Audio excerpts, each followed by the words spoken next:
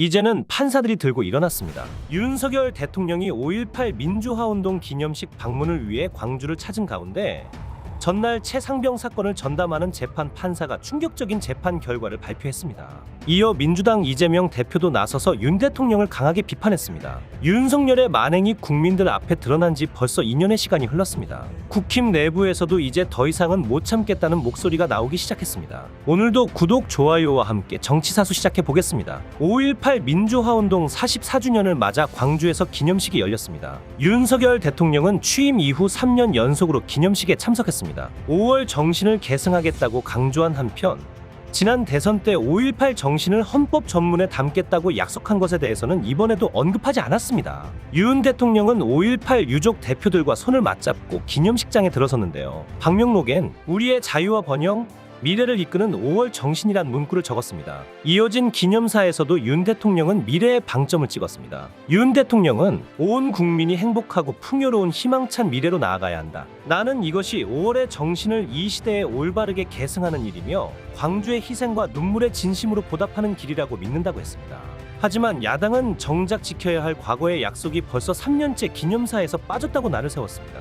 대선 공약이었던 5.18 정신 헌법 전문 수록에 대해선 한마디도 없었다는 겁니다. 더불어민주당 이재명 대표는 국민의 주권을 위임받는 대신에 한 약속들을 지키지 않는 것은 사기죄보다 더 엄중한 범죄 행위라고 생각한다고 지적했습니다. 조국혁신당 조국 대표도 5.18 정신을 헌법 전문에 넣자는 건 당연한 건데 윤 대통령께서 넣으려면 개헌특위에 동의한다는 말씀을 하셔야 하는 것이라고 말했습니다. 국민의힘은 헌법 전문 수록 입장엔 변함이 없다고 반박했습니다. 황우혁 국민의힘 비대위원장은 대통령의 의지도 그 부분에 대해서는 여러 번 천명하셨기 때문에 모든 것을 녹여내는 제대로 된 헌법 개정이 필요하지 않을까 한다며 뜻을 내비쳤습니다. 이번 기념식에선 여고생 박금의 열사를 소개하는 영상에 박현숙 열사의 사진을 잘못 쓰는 실수도 빚어졌습니다. 보훈처는 유가족에게 사과드리고 재발 방지책도 마련하겠다고 해명했습니다. 대통령부터 정부기관까지 기본적인 것 하나 제대로 하는 게 없는 거 아니겠습니까? 무엇보다 더 신중하고 주의를 기울여서 처리해야 하는 일에 이렇게 실수를 한다는 것 자체가 지금 정부의 수준을 보여주는 것이나 다름없습니다. 이재명 더불어민주당 대표의 지적은 계속됐습니다.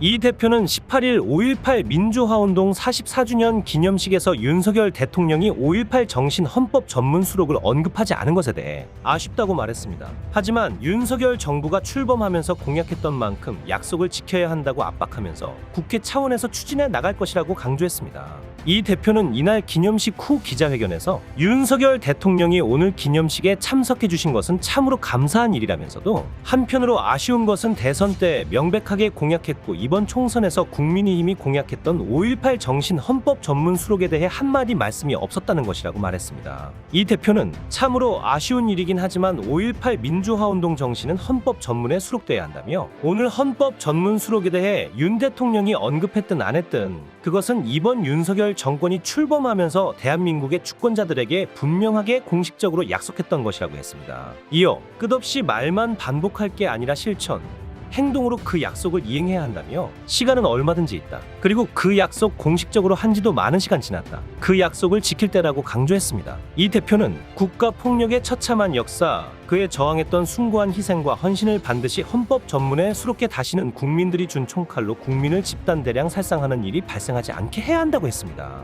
기자들이 대통령의 5.18 정신 헌법 전문 수록 언급이 없어 진정성이 의심되냐고 묻자 이 대표는 민주주의 국가에서 정치인들은 그리고 정치 집단은 국민에게 약속하고 그 약속 담보로 주권 위임받는다고 운을 뗐습니다. 이어 개인들은 돈 10만 원 빌릴 때도 그 약속을 지키지 않으면 제재 가하는데 국민 주권 위임받는 그 중요한 순간에 그 주권 위임받을 때 약속을 지키지 않는 건 사기죄보다도 더 엄중한 범죄 행위라 생각한다고 날을 세웠는데요. 그러면서 국회 차원에서 말씀하시든 안 하시든 약속 지킬 수 있도록 최선 다할 것이라고 덧붙였습니다. 앞서 이 대표는 이날 오전 자신의 SNS에 글을 올려 민주당은 5.18의 진상을 낱낱이 밝히는데 앞장서고 국가폭력 범죄는 반드시 단죄받는다는 상식과 원칙을 바로 세우겠다고 강조했습니다. 또 더 이상의 5.18 폄훼와 왜곡이 발붙이지 못하도록 5.18 정신 헌법 전문 수록 또한 흔들림 없이 추진하겠다. 그래야 다시 이 땅에서 비극의 역사가 반복되지 않을 것이라며 그것이 산자로서의 책임을 다하고 5월 영령들의 숭고한 희생과 헌신을 헛되지 않게 하는 길이라 믿는다고 밝혔습니다.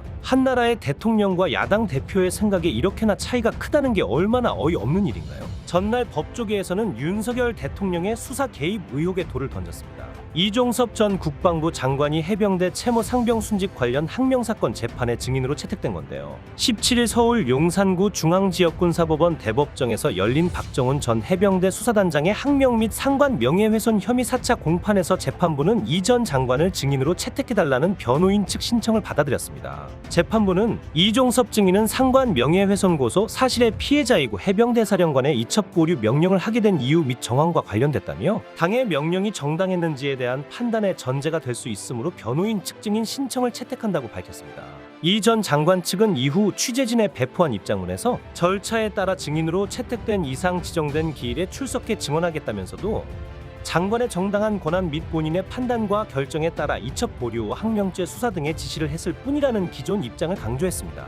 또 이첩 보류 배경에 대통령의 경로가 있었다는 박 전 단장 측 주장대로라면 이 전 장관은 대통령의 경로에 따라 자기가 하고 싶지 않았던 지시를 한 소위 직권남용의 피해자인 셈인데 이 전 장관은 그런 피해를 입은 사실이 없다고 반박했습니다.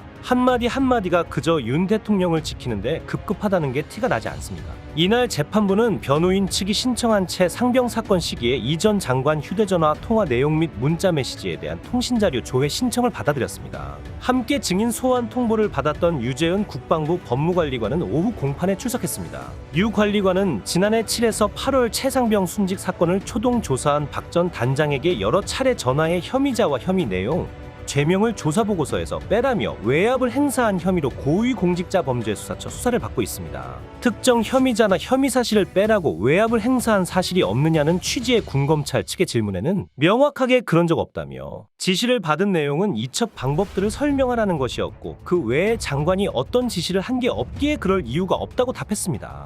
유 관리관은 7월 31일 회의 당시 대통령실이나 국가안보실 임성근 전 사단장이 언급된 적이 있느냐는 박 전 단장의 변호인 질문에 대해서는 전혀 기억이 없다고 말했습니다. 변호인이 기억이 나는데 안 난다고 하는 것도 위증에 해당한다. 증인도 법률가로서 기억나는 부분은 진실을 얘기해주는 게 바람직하다고 압박하자 유 관리관은 지난 1년간 법률가로서의 양심과 의무에 반하는 일을 한 적이 없다고 맞받았습니다.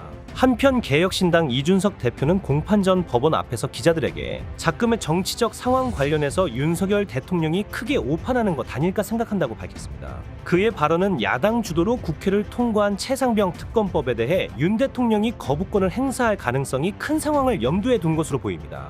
이 대표는 또한 명품 가방 수수 의혹이 불거진 이후 약 5개월간 공개석상의 모습을 드러내지 않던 김건희 여사가 전날 캄보디아 정상 부부 방한 일정에 참석하는 것으로 공개 활동을 재개한 것을 언급하면서 총선 이후 민심의 파고에서 벗어났다고 착각하는 듯하다고 지적했습니다. 그러면서 이번에 특검법 거부권 행사와 재의결에 따라 민심이 다시 타오를 수 있다는 것을 직시했으면 한다면서 민생토론의 재개에 대해서도 비판적인 시각을 드러냈습니다.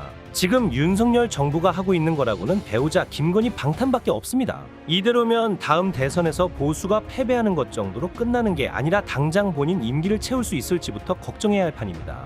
국민들은 더 이상 참지 않을 것입니다. 오늘 내용은 여기까지입니다. 유익하셨다면 구독과 좋아요 한 번씩 부탁드립니다. 대한민국이 바로 서는 그날까지 정치사수가 함께하겠습니다. 감사합니다.